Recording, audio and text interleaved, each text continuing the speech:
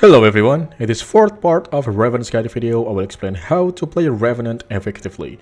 Each player has their own gameplay, so I will only cover aspects that I believe Revenant players should be aware of. Don't forget to hit that like and subscribe button to help me grow this YouTube channel. Without further ado, let's get started.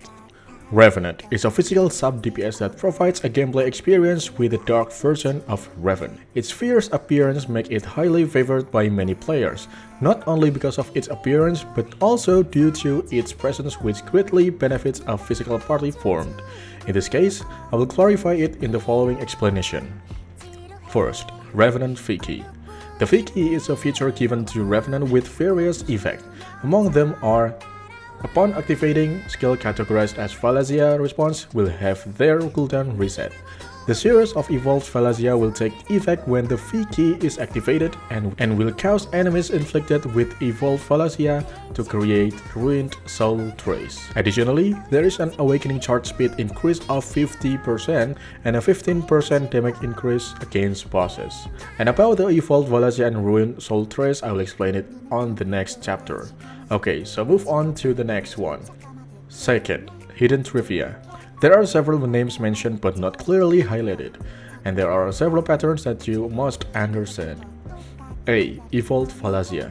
Evolved Valencia explained in one of the passive skill called Awakened Will, Mutant Reaper, and also Valencia. It is explained that there is something called Valencia Seed, which appears when Revenant casts special active skills. The Valencia Seed itself has 3 stages, each with different percentage effect.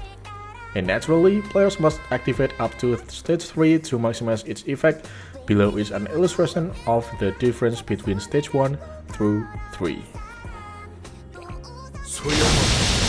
고통만 더해지. 카타.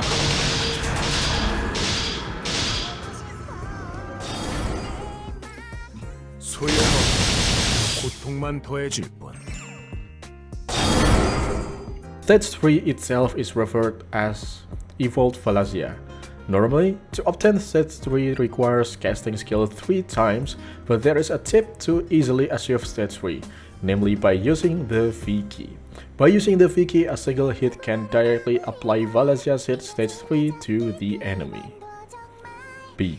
Ruined Soul Trace and Dense Ruined Soul Trace. These two buffs will appear when Revenant defeats normal monster, while Dense Ruined Soul Trace will appear when fighting mid-bosses or bosses. Essentially, they are the same, but the terms are differentiated for normal monster and for mid-boss or boss. This Ruined Soul Trace takes the form of bubbles floating around the area of the defeated boss or mid-boss or normal monsters.